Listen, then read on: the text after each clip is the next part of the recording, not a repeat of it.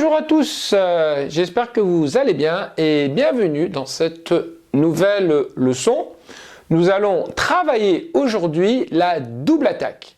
Alors c'est un thème que nous avons déjà abordé auparavant, notamment la double attaque de la dame, la double attaque du cavalier qu'on appelle aussi la fourchette de cavalier et une autre leçon sur des double attaques avec toutes les autres pièces, double attaque avec la tour, double attaque avec le fou, double attaque avec le pion et double attaque avec le roi.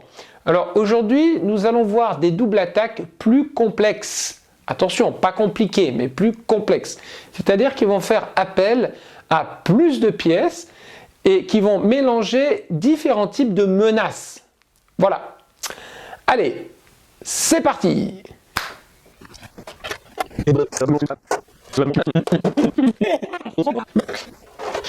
Alors, avant de voir des exemples concrets, nous allons voir un thème qui s'appelle le doublement. Alors, le doublement, c'est le fait de mettre deux pièces de même nature, le fou et la dame, qui peuvent tous les deux aller en diagonale. Eh bien, ce doublement permet de renforcer une attaque, par exemple ici contre le pion G7, enfin plutôt contre la case G7, et dans cette situation, le doublement du fou et de la dame peuvent permettre au blanc de faire un échec et mat du baiser de la mort. Alors, un autre type de doublement, un doublement en colonne. Ce doublement des deux tours sur la même colonne permet au blanc de faire ici un mat du couloir en rentrant en D8. La tour va prendre la tour noire, enfin la tour noire va prendre la tour blanche, et la deuxième tour blanche derrière prendra la tour noire, et ce sera échec et mat. Alors, nouvel exemple ici. Dans cette situation, c'est trait au noir. Alors, bien sûr, on ne met que les pièces qui nous intéressent. C'est un schéma, ce n'est pas une position. Alors, on voit ici qu'il y a le cavalier qui est dangereusement près du roi blanc. Et ce cavalier pourrait bien ici aider la dame, un jour, éventuellement, à venir jusque sur la case H2 pour faire échec et mat. Et c'est très important d'imaginer dans sa tête des réseaux de maths possibles, comme ici. Alors, bien sûr, la dame pourrait peut-être venir en H8 pour menacer mat. Elle pourrait peut-être venir en H4 pour menacer mat. Bon, mais dans tous les cas, les blancs pourraient se défendre, par exemple en jouant le pion en H3. Mais ici, il y a une méthode un petit peu plus subtile. C'est d'utiliser la diagonale pour se rendre sur la case H2. Alors déjà, d'un point de vue visuel, c'est plus difficile pour l'adversaire de voir des menaces qui viennent par une diagonale. Ça se voit beaucoup moins et ça a plus de chances d'aboutir. Donc ici, la dame menace de faire mat. Bien sûr, les blancs peuvent parer le mat en poussant le pion G3. Seulement, le problème, c'est qu'il y avait une deuxième menace, c'est que la dame prenne le fou. Voilà. Donc ici, en combinant avec une menace de mat, les noirs ont gagné une pièce. Parce qu'ici, il y avait deux menaces possibles, une menace de mat sur H2 et une menace contre une pièce non protégée. Exemple suivant. Alors, à partir de maintenant, nous allons voir des situations qui se produisent en partie. Il y a deux dames sollicitées. Oui, il y a deux dames, il y a la dame blanche et la dame noire. Il y a deux dames rouges. Quoi? Il y a deux dames rouges. Pardon, effectivement. Il y avait deux dames noires. Ça sera coupé au montage. Trait au blanc ici, les blancs jouent et gagnent du matériel. Alors, mettez sur pause et réfléchissez. Avant de chercher un coup, il faut regarder ce qui se passe. Alors là, je vois déjà qu'il y a un cavalier qui menace de prendre le fou. Seulement, cette attaque ne suffit pas puisque la tour reprendrait le cavalier, ce qui ferait un échange égal. Par contre, je vois aussi un fou ici dangereusement placé sur cette diagonale qui tape sur la case G7, case juste à côté du roi.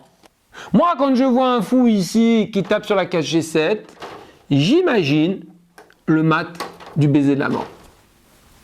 Et regardez ici, ce mat du baiser de la mort va rentrer en jeu dans notre combinaison après le coup Dame D4 qui résout l'équation du fou en danger et du mat. Maintenant, dans cette situation, la dame menace de faire échec et mat, ce qui est une grave menace, et la dame renforce l'attaque du fou ici, avec le cavalier. Donc là, il n'y a pas le choix pour les noirs, d'une manière ou d'une autre, il faut parer le mat. Et maintenant, les blancs gagnent le fou. Exemple suivant.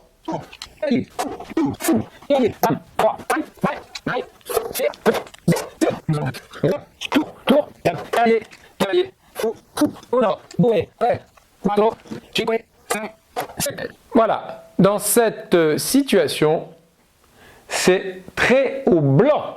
Alors, mettez la vidéo sur pause et réfléchissez.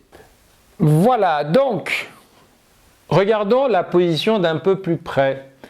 Et regardons, on va dire, les dangers potentiels. Alors, on voit ici que le fou attaque le cavalier, mais pour le moment, le fou protège son cavalier.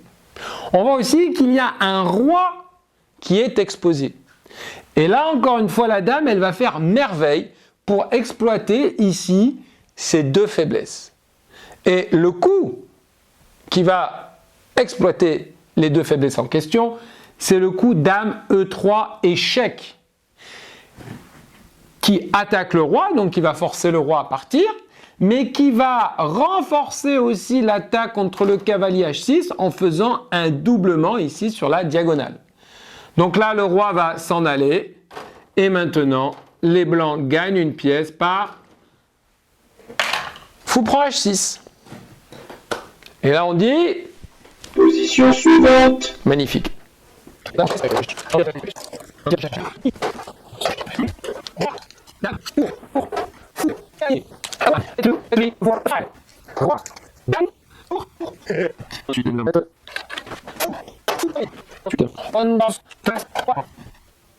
Alors, voici donc notre position. Ici, c'est très au blanc. Alors, je vous laisse mettre en pause la vidéo pour réfléchir et essayer de trouver par vous-même la solution. Alors, regardons ce qui se passe. Alors, on voit déjà que le cavalier en G5 peut éventuellement permettre au blanc de créer une menace de mat, une menace de mat si un jour la dame arrive en H7. Deuxième danger potentiel, regardez la tour qui attaque le fou.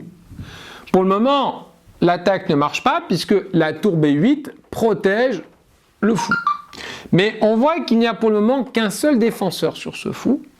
Eh bien, en combinant la menace sur le fou C8 et sur la case H7, on trouve le coup Dame C2. Très subtil, la dame renforce l'attaque de la tour sur la case C8 et menace l'échec et mat. Donc là, par exemple, les noirs vont bouger le pion en G6 et maintenant, les blancs peuvent s'emparer du fou. Voilà, cette double attaque a rapporté aux blancs un fou.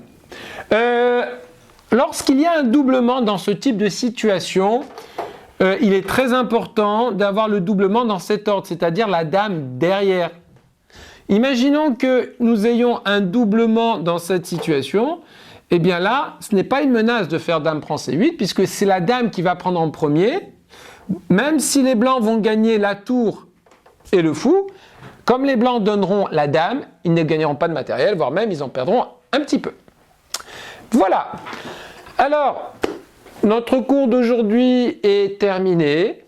Eh bien, il ne vous reste plus qu'à faire des exercices, à vous entraîner pour progresser. Et que Nimzowitsch et tous les grands joueurs d'échecs vous accompagnent dans vos recherches. Ah, c'était de l'humour, hein? D'accord, d'accord. Au revoir, à bientôt.